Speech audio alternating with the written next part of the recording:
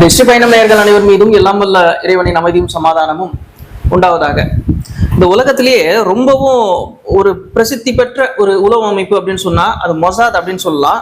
அவங்க ரொம்ப புத்திசாலித்தனமான்னு சொல்லக்கூடாது, கில்லாடித்தனமான வேலைகள் செய்வாங்க. உலகத்திலேயே அரசியல் கொலைகள் செய்வதற்கு சுதந்திரம் கொடுக்கப்பட்ட ஒரு உளவு பிரிவு இந்த மொசாட். இஸ்ரேலின் உளவு பிரிவாக செயல்பட்டு கொண்டிருக்கக்கூடிய இந்த மொசாடை பத்தின சில விஷயங்களை நம்ம தெரிஞ்சுக்க வேண்டிய ஒரு தேவை இருக்கு அப்படின்னு நம்ம நினைக்கிறோம். ஏன்னா ஈரான்ல நீங்க பாக்குறீங்க, தொடர்ந்து மொசாடுடைய உளவாளிகள் அப்படின்னு கருதப்படுறவங்க தொடர்ந்து தூக்கில் தொங்கக்கூடிய அந்த நிகழ்வெல்லாம் நடந்துகிட்டு இருக்கு. இப்போ இந்த மொசாடை பத்தின சில விஷயங்கள், ஈரான்ல என்ன நடந்துகிட்டு இருக்கு, ஈரான்ல எப்படி மொசாட் ஊடுருவுச்சு, இந்த மாதிரியான விஷயங்களை பத்தி நம்ம கேட்டு தெரிந்து கொள்வதற்காக எழுத்தாளர் புதுமடம் ஹலீம் அவர்களை சந்திக்க கொண்டிருக்கிறோம். இந்த நிகழ்ச்சிக்கு முதல்ல நம்ம அவரை வரவேற்போம். அஸ்ஸலாமு அலைக்கும் வரஹ்மத்துல்லாஹி. எப்படி இருக்கீங்க? அல்ஹம்துலில்லாஹ். இந்த மொசாட் சம்பந்தமான விஷயங்கள் அது நீங்களே கேட்டிருப்பீங்க. இந்த ஈரானுக்குள்ள இந்த அளவுக்கு ரொம்ப அடியாழம் வரைக்கும் நிரம்பி வழியுதுன்னு தான் சொல்லணும். அரசு அதிகாரிகள்ல இருந்து ராணுவ தளபதிகள் வரைக்கும் கூட மொசாருடைய உளவாளிகளா இருக்கிறாங்க. இதை தாண்டி ஈரான் வெற்றிகரமா செயல்பட்டு இருக்கு. ஆனா ஏகப்பட்ட உளவாளிகள் இப்போ உள்ள கருவறுக்கப்பட்டு வருது. ஈரான் அரசு ரொம்பவும் பொறுமை இழந்து இந்த மாதிரியான அதிரடியான சில சம்பவங்களை ஈரானும் செஞ்சுக்கிட்டு இருக்கு. தொடர்ந்து பொதுமக்கள் முன்னிலையிலேயே அந்த தூக்கலை தொங்க விடுறாங்க.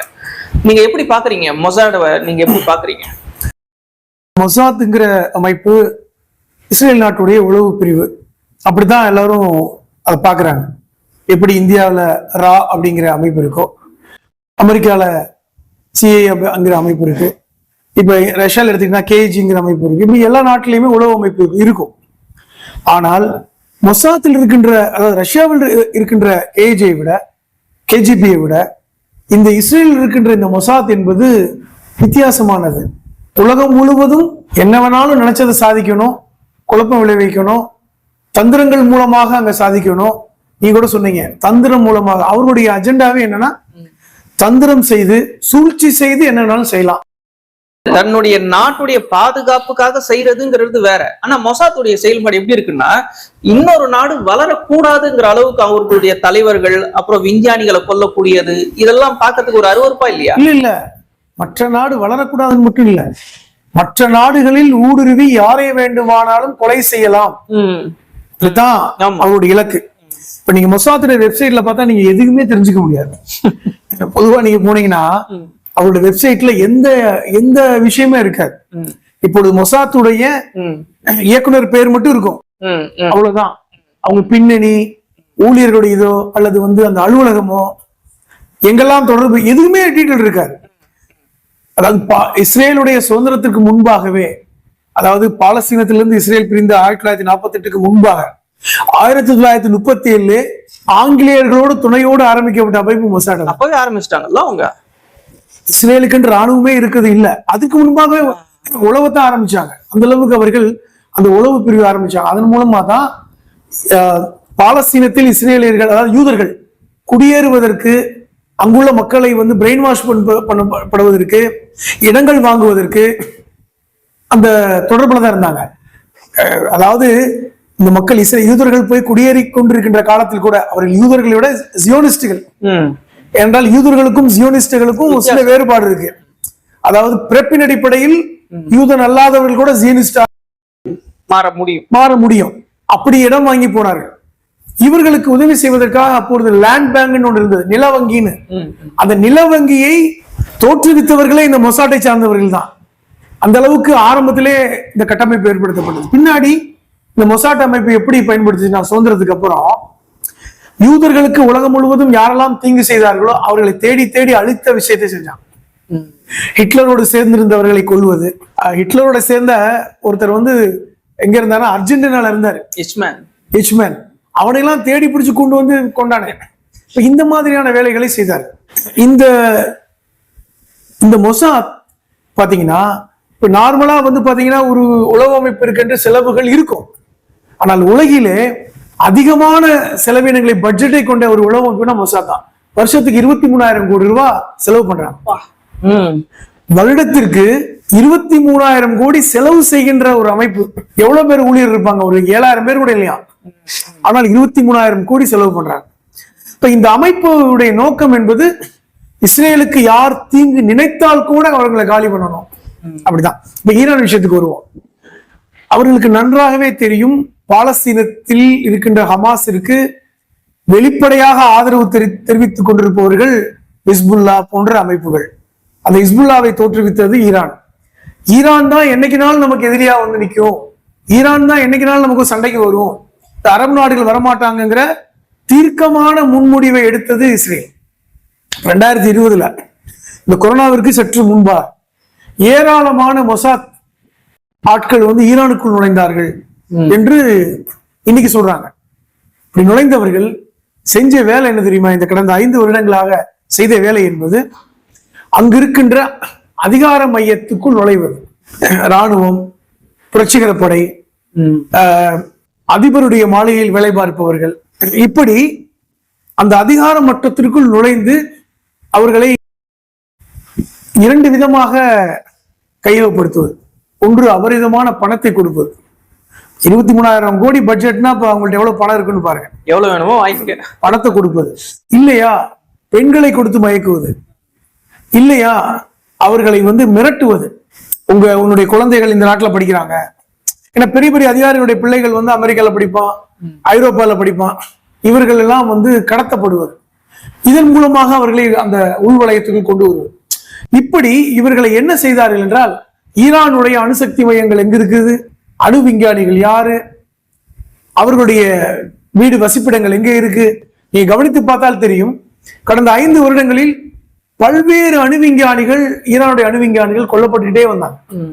அதுல முக்கியமானவர் இப்ப அணு விஞ்ஞானி மஹ்சன் பத்ரின்னு ஒருத்தர். மஹ்சன் பத்ரி சாதே இவர்தான் வந்து ஈரானுடைய அணு விஞ்ஞானத்தின் தலைவர் அல்லது தந்தை என்று அழைக்கப்படுகிறார். 2018 இஸ்ரேலுடைய பிரதமராக இப்பொழுதும் இருக்கின்ற அதே நெதன்யாஹு தான் அப்பொழுதும் இருந்தார். அவர் தானே 5 முறை இருக்கிறார். கிட்டத்தட்ட பெரும்பான்மையான வருடங்கள் அவர் தான் ஆட்சி செய்திருக்கிறார். அவர் பேட்டியில சொல்லும் போது 2018 இந்த அணு விஞ்ஞானி மஹ்சன் பத்ரி அவருடைய வாழ்வு நிச்சயமாக ஒரு இறுதிக்கு வரும். ஏன்னா அங்க அணு விஞ்ஞானத்தின் முக்கியமான கூறுகள் நடக்கின்றன, யுரேனியம் செறிவூட்டப்படுகின்ற வேலை நடக்குது. அதற்கு முக்கியமாக இருப்பவர் இந்த மஹ்சன் பத்ரி சாதே. அவர் சொல்லி 2 வருடத்தில் இந்த மஹ்சன் பத்ரி சாதே ஓடுகின்ற காரில் வைத்துக் கொல்லப்பட்டார். அதை கொண்டவர்கள் யார் தெரியுமா? இஸ்ரேல் நாட்டை சார்ந்தவர்கள் அல்ல, நேரடியான யூதர்கள் அல்ல, ஜியோனிஸ்டுகள் அல்ல, புரட்சிகரை படையை சார்ந்த ஒரு அதிகாரி வந்து கொள்றான். என்ன நிர்பந்தம் 2020 நடந்துச்சு. இது மொசாத்து தான், நாங்க தான் செஞ்சோன்னு வெளிப்படையா சொன்னார். அந்த அதிகாரி கொல்லப்பட்டது வேற விஷயம். என்ன நிர்பந்தம்? இப்படி பல்வேறு ஈரானுடைய அணு விஞ்ஞானிகள் கொல்லப்பட்டே வந்தாங்க. என்ன காரணம் என்றால், இஸ்ரேலுக்கு ஒரு நெருக்கடி இருந்தது. ஈரான் எந்த காலத்திலும் அணுகுண்டு தயாரித்து விடக்கூடாது. 1500 கிலோமீட்டர் தூரத்துல இருக்கு இஸ்ரேல் இருந்து பாத்தீங்கன்னா 1500 கிலோமீட்டர் தூரத்துல இருக்கு. ஆனாலும் அணுகுண்டு தயாரித்து விடக்கூடாது என்கிற ஒரு. இரண்டாவது, எங்கெல்லாம் அணுகுண்டு செய்கிறார்கள் அதை தேடி தேடி பிடிச்சாங்க. அதை வச்சுதான் இந்த நடான்சால அணுகுண்டு தயாரிக்கிறாங்க, போர்டிகோல அணுகுண்டு தயாரிக்கிறாங்க, இஸ்பஹான்ல இருக்கு. இந்த மலையை குடைந்தெல்லாம் அணுகுண்டு தயாரிக்கிறார்கள். பூமிக்கு அடியில இதெல்லாம் இந்த 5 வருடங்களில் மொசாத் கண்டுபிடிச்சது. எப்பவுமே மொசாத்திட்ட ஒரு விஷயம் என்னன்னா, காத்திருப்பார்கள். அவர்கள் இலக்கு தெரிந்துவிடும். ஆனால் 20 வருடங்களோடு காத்திருந்து அந்த டார்கெட் எடுத்திருக்காங்க. ஒரு விஷயம் சொல்றேன். ஹமாஸுடைய தலைவராக இருந்த காலித் மிஷல், அந்த காலித் மிஷல் வந்து பாலஸ்தீனத்துடைய முக்கியமான தளபதிகளில் ஒருவர். அவரை வந்து அப்பொழுது ஜோர்டானில் இருந்தார். நான் சொல்கின்ற இந்த கதையை வந்து ஒரு 10 வருடங்களுக்கு முன்பு ஜோர்டான்ல தான் அவர் அலுவலகம் இருந்தது. ஏற்கனவே வந்து அந்த மொசாத்துடைய அந்த லிஸ்ட்ல, ஹிட் லிஸ்ட்ல காலித் மிஷலுடைய பேர் இருந்தது. இப்ப ஜோர்டனில் அப்பொழுது ஜோர்டான் ஹமாஸுக்கு ஆதரவு தெரிவித்த காலகட்டம். அந்த நேரத்தில் இன்னும் சொல்ல போனா அந்த காலித் மிஷலை 1 வருடமாக அவர்கள் தொடர்கிறார்கள். எங்க போறாரு வராரு ஜோர்டன்ல. காலித் மிஷல் அவருடைய அலுவலகத்துக்கு முன்பாக காரை பார்க் பண்ணிட்டு ஒரு 100 மீட்டர் நடந்துதான் அலுவலகம் போறது வழக்கம். இதை தெரிந்து கொண்டு ஒரு கோமாளிகளை போன்று வேஷம் வைத்துக் கொண்டு, அப்பொழுது உண்மையான இஸ்ரேல் வேலைகள் ஏன் அதுக்கப்புறம் இஸ்ரேல் சார்ந்தவர்கள் இந்த மொசாத்துக்கு நேரடியாக ஈடுபடலைங்கிறதுக்காக சொல்றேன். அப்பொழுது வரைக்கும் இஸ்ரேல் நாட்டை சார்ந்தவர்களே நேரடியாக இந்த விஷயங்களை கலந்துக்குவாங்க. நான் சொல்வது என்பது ஒரு 10-15 வருடங்களுக்கு முன்பாக. அப்ப காலித் மிஷல் நடந்து கொண்டிருக்கும் பொழுது இவர்கள் வந்து ஜோக்கர் மாதிரி வேடம் போட்டு தண்ணீர் பீச்சுவது இது நடக்கும். ஒவ்வொரு நாள் நடந்துகிட்டு இருக்கும். காலித் மிஷல் இறங்கி காரை விட்டு போகும் பொழுது அவர் பின்னாடியும் போய் தண்ணீரை பீச்சுறாங்க. காலித் மிஷல் எப்பொழுதுமே பார்க்கின்ற ஜோக்கர்கள் அப்படி கை காட்டி விட்டு போறார். அவர் முகத்துல தண்ணி தெளிக்கிறாங்க. அப்பொழுதுதான் காலித் மிஷலுக்கு தெரிகிறது அந்த முகத்தில் தெளிக்கப்பட்ட தண்ணீர் என்பது ஒரு விஷ தண்ணீர். உடனடியாக மயக்கமாகிறார். அவரை மருத்துவமனை கூட்டிட்டு போயிட்டாங்க. இந்த கோமாளிகள் தப்பிச்சு ஓடுறாங்க. இந்த சூழலில் தான் அப்பொழுது ஜோர்டானில் மன்னராக இருந்தவர் மன்னர் ஹுசேன். இவர் கொஞ்சம் நியாயமானவர், இப்பொழுது இருக்கின்றவர்கள் மாதிரி இல்ல, கொஞ்சம் நியாயமானவர். அவர் ஏற்கனவே ஜோர்டானுக்கும் இஸ்ரேலுக்கும் ஒரு ஒப்பந்தம் இருக்கிறது. என்ன ஒப்பந்தம் என்றால், ஜோர்டானுக்குள் இஸ்ரேல் எந்த விதமான நடவடிக்கையும் எடுக்கக்கூடாது. ராணுவ நடவடிக்கை அல்லது வந்து ஒருத்தரை கொல்வது, எந்த விதமான நடவடிக்கை எடுக்கக்கூடாது என்று ஒரு ஒப்பந்தம் இருக்கிறது. யார் அப்பொழுது ஜனாதிபதி? கிளின்டன் இருந்தார். அவர் தலைமையில தான் அப்ப ஜோர்டானுக்கும் இஸ்ரேலுக்கும் நடந்த ஒரு ஒப்பந்தம் நடந்தது. இந்த வரலாறு தெரியணும். அதன் அடிப்படையில் ஜோர்டானுக்குள் இஸ்ரேல் எந்த விதமான இதுவும் செய்ய மாட்டாங்க. அதையும் மீறி இந்த மொசாத்துடைய அமைப்பை சார்ந்தவர்கள் காலித் மிஷலை கொல்ல வேண்டும் என்பதற்காக ஜோக்கரை போன்று செய்துவிட்டார். ஆனால் இவர்கள் தான் செய்தார் என்று தெரியாது. ஆனால் அன்பார்ச்சுனேட்லி இந்த 2 ஜோக்கர்களும் பிடிபட்டு விட்டார். அப்பொழுதுதான் தெரிகிறது இவர்கள் இஸ்ரேல் நாட்டை சேர்ந்தவர்கள், மொசாத்தை சார்ந்தவர்கள் என்று. மன்னர் ஹுசேன் ரொம்ப கடும் கோபம் கொண்டு விட்டு அமெரிக்க ஜனாதிபதி கிளின்டனுக்கு போன் அடிக்கிறார். கிளின்டன் கடும் கோபம் கொண்டு அப்பொழுதும் அதிபராக இருக்கிறவர் யாருன்னா இதே நெதன்யாஹு தான். என்ன ஒப்பந்தம் போட்டீங்க, நடந்துட்டீங்க. உடனடியாக, ஏன்னால் அந்த விஷம் மருந்து இஸ்ரேல் மட்டும்தான் இருக்கு, அவர் கோமால இருக்கார். உடனடியாக நீங்கள் விஷ மருந்தை ஜோர்டனுக்கு அனுப்பி காலித் மிஷல் காப்பாற்றப்பட வேண்டும், இல்லை என்றால் அமெரிக்கா கடும் கோபம் கொள்ளும் அப்படின்னு ஒரு எச்சரிக்கை. எப்பொழுதுமே இஸ்ரேல் ஒண்ணு தெரியுமா, மாட்டிக்கொண்டால் காலில் விழுவாங்க. அது பொதுவாக அந்த பாசிசவாதிகளுடைய குணம். ஒத்துக்கொண்டார்கள். ஆனால் அப்பொழுது இருந்த ஹமாஸ் ஜோர்டன் மன்னரிடம் ஒரு கோரிக்கை வைக்கிறது, இதை நான் ஒப்புக்கொள்ள மாட்டோம். எங்களுடைய தலைவர் யாசின் அப்பொழுது சிறையில் இருக்கிறார். ஹமாஸுடைய ஃபவுண்டர் யாசின் சிறையில் இருக்கிறார். அவர் விடுதலை செய்யப்பட வேண்டும், அவரோடு இந்த மருந்து வர வேண்டும். வேற வழி இல்லை இஸ்ரேலுக்கு. ஹமாஸுடைய அந்த ஃபவுண்டர், நிறுவனர் யாசின், அவர் வந்து அதாவது சக்கர நாற்காலியில் தான் செல்ல முடியும் அவரால். அவரையும் இந்த தடுப்பு மருந்தோடு ஹெலிகாப்டர் அனுப்பி வச்ச வரலாறு இருக்கிறது. அதுக்கப்புறம் இன்னைக்கு வரைக்கும் காலித் மிஷல் உயிரோடு இருக்கிறார். இன்னைக்கும் ஹமாஸுடைய அரசியல் பிரிவு தலைவர் காலித் மிஷல் தான். எதுக்கு சொல்றேன்னா, மொசாத் அப்பொழுது பாடம் கற்றுக்கொண்டதாக மொசாத்துடைய தலைவர் சொன்னார். பேட்டி வெளியே வந்தது. மொசாத் ஒரு பாடம் கற்றுக்கொண்டது. அதிலிருந்து இன்று வரை மொசாத் வெளிநாடுகளில் நேரடியாக இஸ்ரேலை சார்ந்தவர்களை பயன்படுத்துவது. வெளிநாடுகளில் இஸ்ரேலை சார்ந்தவர்களை எந்த விதமான வேலைக்கும் பயன்படுத்துவதில்லை. அதாவது வேற நாட்டுக்காரங்களை பயன்படுத்தும், மாட்டிக்கொண்டால் அவர்கள் யார் என்று தெரியாது என்று சொல்லிவிடும். அந்த முடிவுக்கு வந்தாங்க. இப்ப இன்னைக்கு ஈரான்ல நடக்கின்ற எல்லா விஷயங்களும் 700க்கும் மேற்பட்ட ஈரானியர்கள் கைது செய்யப்பட்டிருக்காங்க. இவர்கள் எல்லோருமே மொசாத்துடைய கைகூலிகள். ஆனால் இன்னைக்கு மொசாத் சொல்லுது அவர்கள் யார் என்று எங்களுக்கு தெரியாது.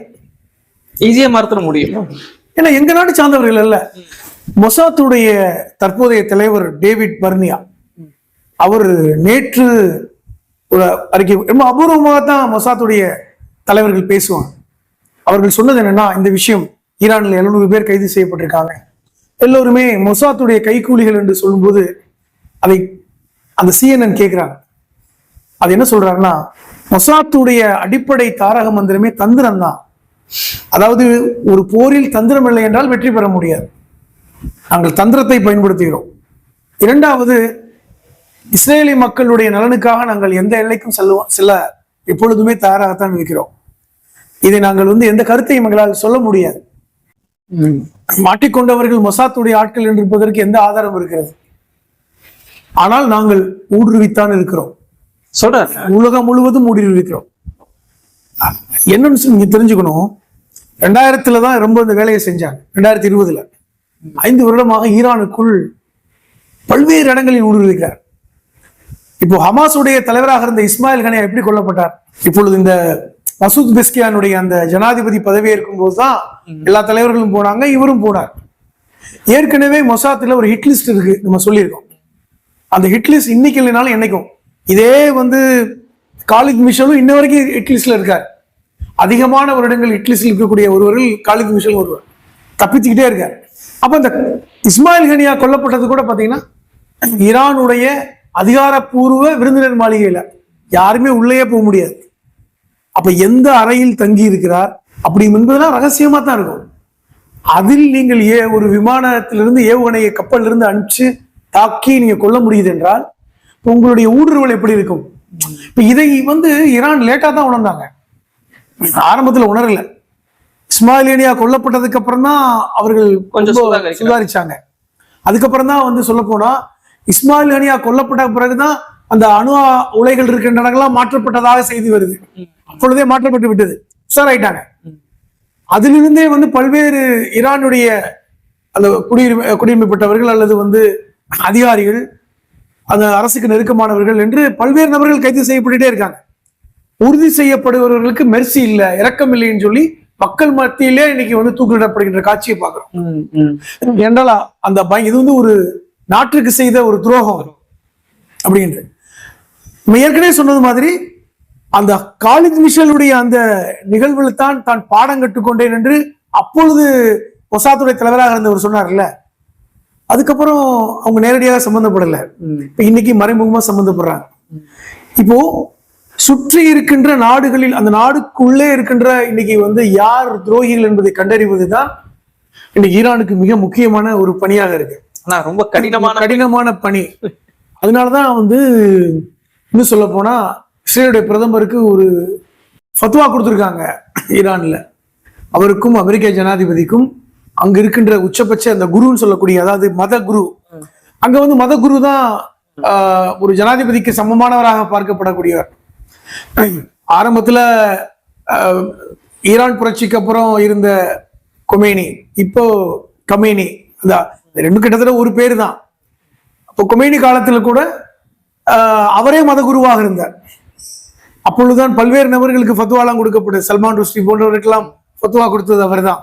அதனால் சல்மான் ருஷ்டி வந்து எங்கேயுமே உலகத்துல எங்கேயுமே போக முடியல, முகத்தை மறைத்து கொண்டு இருந்தார். பல்வேறு தாக்குதல்கள் நடந்தது பார்த்தோம். இப்போ இன்னைக்கு ட்ரம்ப் மேலையும் இஸ்ரேலுடைய பிரதமர் நெதன்யாவுக்கும் இது மாதிரியான ஒரு ஃபத்வா கொடுக்கப்பட்டிருக்கிறது. அவர்கள் வாழ தகுதியற்றவர்கள், அவர்கள் இஸ்லாமிய விரோதிகள், ஈரானுக்கு நிரந்தர விரோதிகள், அவர்களை நீங்கள் யார் கொலை செய்தாலும் ஈரான் ஆதரிக்கும் அப்படிங்கிற மாதிரி ஃபத்வா கொடுத்திருக்காங்க. நிரந்தர விரோதிகள் அப்படிங்கிற வார்த்தையை பயன்படுத்தியிருக்காங்க. இது வந்து ஒரு எந்த அளவிற்கு ஈரான் வந்து இஸ்ரேல் மேல் இன்னைக்கு ஒரு மிகப்பெரிய கடுங்கோபத்தோடு இருக்கிறது, அமெரிக்காவோட கடுங்கோபத்தோடு இருக்கிறத இன்னைக்கு வெளிப்படுத்திட்டாங்க.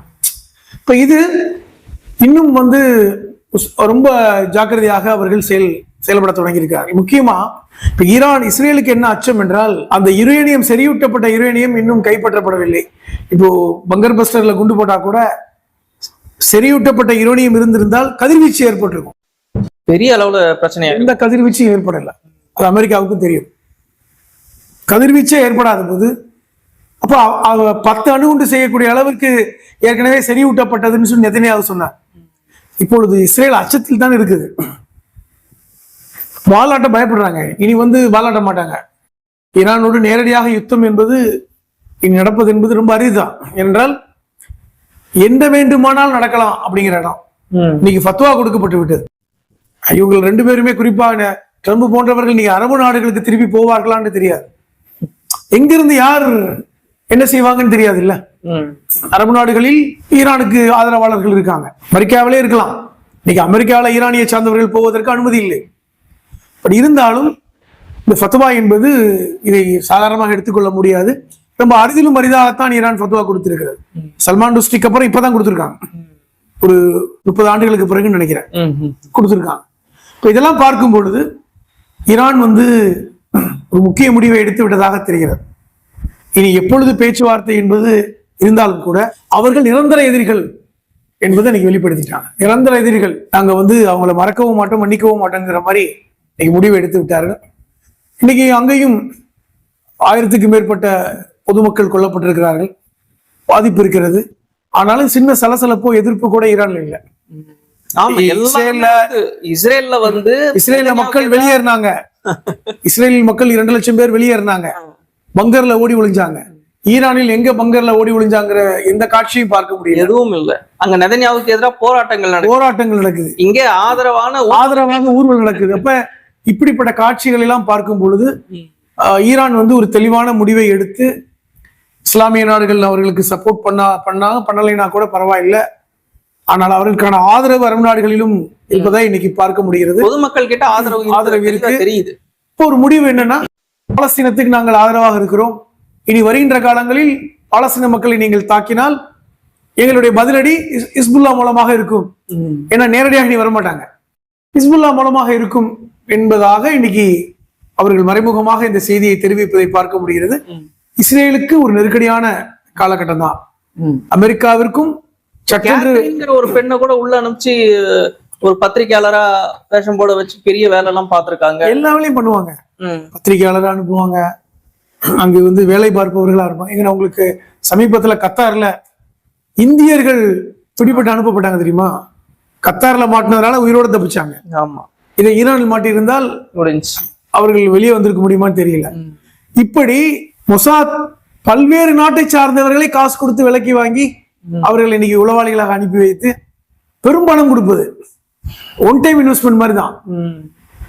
உங்க கையில ஒரு 100 கோடி ரூபாய் கொடுத்தா நீங்க என்ன வேணாலும் செய்ய மாட்டீங்களா? அப்படி ரிஸ்க். தப்பித்தால் வாழலாம், இல்லைன்னா செத்து போவீங்க. இந்த மாதிரியான ஒரு விஷயத்தை முன்னெடுப்பது அல்லது குடும்பத்தை வைத்து மிரட்டுகின்ற காட்சி. போயிட்டு உங்களை வந்து பெரும்பாலும் பணத்தை ஓபன் பண்ணாலே சைலண்ட் ஆயிடும். கோடிக்கணக்கான பணம், சின்ன பணம் எல்லாம் கிடையாது. இப்படித்தான் அவர்கள் அதை காட்சிப்படுத்துகிறார்கள். இதனால ஈரானுக்குள்ளும் ஒரு பதட்டம் இருக்கிறது. யார் எப்பொழுது என்ன செய்வாங்கன்னு தெரியாது, யாரை யாருன்னு எப்படி நம்புவது, அதுதான் முக்கியம். அதனாலதான் வந்து கடைசி இந்த போர்க்காலத்துல கமேனி வந்து பதுங்குகுழியில் போய் இருந்ததை பார்த்தோம். அத நீர் நிலைக்கு கீழே இருக்கின்ற பதுங்குகுழிக்கு போனாரு. உயர்மட்ட அதிகாரிகளுக்கு அவர் எங்க இருக்காரு தெரியல. காரணம், எந்த உயர்மட்ட அதிகாரி மொசாத்தோட தொடர்புடையா இருப்பார் நமக்கு தெரியாது. அமெரிக்கா ஈஸி டார்கெட் சொன்னாங்க, நாங்க ஈஸியா அவரை கொலை பண்ணிடுவோம்னாங்க. இதெல்லாம் கனெக்ட் பண்ணி பார்க்கும் பொழுது மொசாத் அவருக்கு வந்து ஸ்கெட்ச் போட்டாங்களோங்கிற மாதிரி ஒரு ஐயப்பாடு எழுந்தது. அதை வைத்துத்தான் இன்னைக்கு 700 பேரை கைது பண்ணியிருக்காங்க. 700 பேரில் பெரும்பாலானவர்கள் அரசு அதிகாரிகளா இருக்காங்க. அவர்கள் எல்லோரும் கைது செய்யப்பட்டிருக்கிறார்கள். அவர்கள் பெரும்பாலானவர்களுக்கு மரண தண்டனை என்கிற அந்த செய்தி தான் வந்து கொண்டிருக்கு. பாப்போம் பாய். இன்னும் அதாவது இந்த உளவுத்துறை அப்படின்னு சொல்லும் பொழுது எல்லா நாடுகளும் உளவாளிகளை வச்சுக்கிட்டு இருக்காங்க. ஆனா கட்டுப்பாட்டோட தான் அவங்க வந்து செயல்படுத்திக்கிட்டு இருக்கிறாங்க எல்லா நாடுகள்லயும். ஆனா இந்த மொசாட் மட்டும்தான் இந்த அரசியல் கொலைகள் செய்யறதுக்கு முழு சுதந்திரம் கொடுக்கப்பட்டிருக்கு. அதுவும் அவங்க நாட்டுடைய பாதுகாப்புக்காக அப்படிங்கிறத தாண்டி இன்னொரு நாடு வளரக்கூடாது, ஒரு நல்ல தலைவர்கள் வரக்கூடாது, ஒரு விஞ்ஞானிகள் வந்துடக்கூடாது, ஒரு தொழில்நுட்பம் ஒரு நாட்டுல வந்துடக்கூடாது அப்படின்னு செயல்பட்டு அது ஒரு காழ்ப்புணர்வு மாதிரி. அது ரொம்ப, அது ஏன் அப்படி பண்றாங்க? பாலஸ்தீனத்துல வந்து பெண்களையும் குழந்தைகளும் கொள்வாங்களா? இந்த கடந்த இந்த 3 வருடங்களில் 50,000 பேர்கள் கொல்லப்பட்டாங்க. அதில் 20,000க்கு மேற்பட்டவர்கள் குழந்தைகளும் பெண்களும். அந்த ஈவு இரக்கமற்ற ஒரு செய்கையை வந்து எவராது செய்கிறார்கள் என்றால் அவர்கிட்ட நீங்கள் என்ன இரக்கத்தை எதிர்பார்க்க முடியும்? இன்னைக்கும் அவங்களும் அந்த நாட்டு குடிமக்கள் தானே. சொந்த நாட்டு குடிமக்களை யாராவது இந்த மாதிரி பண்ணுவாங்களா? அதுதான் ரொம்ப இதுவா இருக்கு. சரி, பார்ப்போம் போய் மொசாட் இன்னும் எந்த அளவுக்கு ஈரான்ல உள்ள நுழைஞ்சிருக்காங்கன்னு தெரியல. தொடர்ந்து அவங்க ஈரானும் அவங்களும் ஆப்ரேஷன் பண்ணிக்கிட்டு தான் இருக்காங்க. பாப்போம் இது எங்க போய் முடியுதுன்னு. உங்களுடைய கருத்துக்களுக்கு ரொம்ப நன்றி.